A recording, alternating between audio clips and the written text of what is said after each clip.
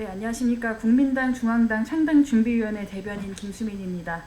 국민당 당명 사용 불허에 대한 내용과 드루킹 대법원 유죄 선고에 대한 내용 말씀드리겠습니다.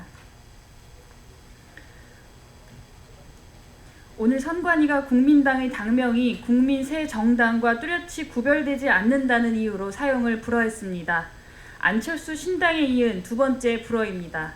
우리 국민당은 이를 전혀 납득할 수가 없습니다. 선관위는 지난 2017년 8월 국민의 당이 존재하는 상태에서 국민 새 정당의 당명의 등록을 허락했습니다. 국민의당과 국민 새 정당은 뚜렷이 구별되고 국민당과 국민 새 정당은 뚜렷이 구별되지 않는다는 것이 대체 건전한 상식과 이성에 부합 가능한 논리입니까? 선관위의 그때는 맞고 지금은 틀리다 식의 입장은 이번이 처음이 아닙니다.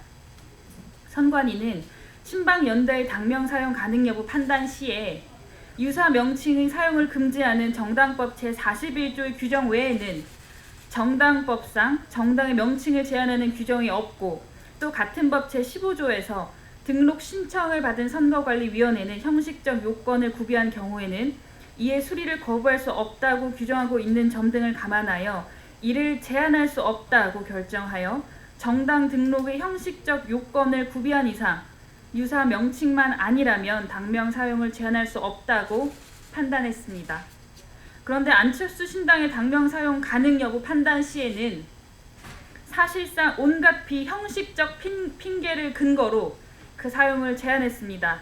명백한 과잉 해석이며 법률 위에 군림하고 있는 것입니다.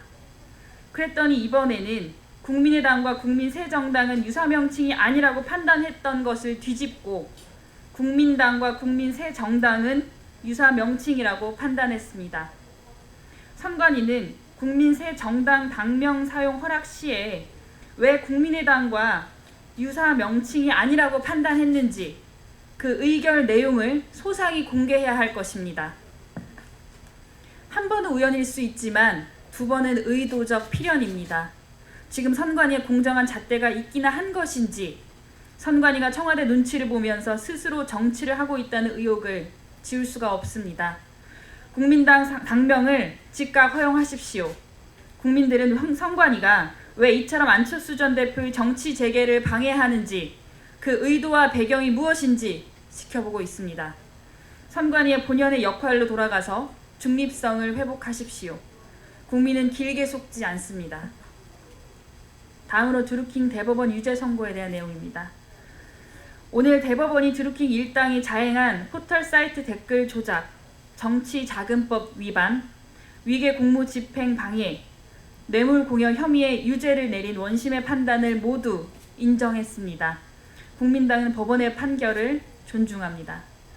김경수 드루킹 일당의 범죄는 국정원 댓글 조작 사건의 재판이 진행 중이던 시점에 민주적 선거 제도를 유린한 중대한 범죄 행위입니다.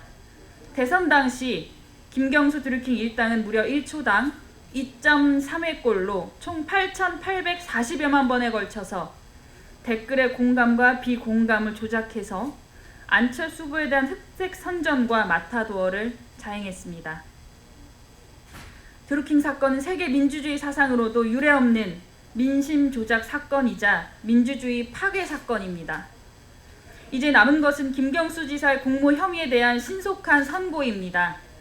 특히 2심 재판부는 김경수 지사가 드루킹의 킹크랩 시연을 받다는 사실관계는 인정된다고 이례적으로 밝힌 상황입니다. 김 지사에 대한 선고는 지난 2019년도 12월 24일, 2020년 1월 22일에 이미 두 차례나 미뤄진 바 있습니다. 더욱이 지난 2월 10일에는 재판부가 교체된다는 명목으로 사실상 총선 이후로까지 선고가 연기됐습니다. 같은 혐의로 기소되었음에도 불구하고 오늘 대법원에서 형이 확정된 드루킹과 달리 김경수 지사 선고는 아직도 고등법원에 머물러 있습니다. 한마디로 비정상적인 상황인 것이며 사법부에 대한 청와대의 한마디로 비정상적인 상황인 것이며 사법부에 대한 청와대와 정부 여당의 압력을 의심할 수밖에 없는 상황입니다.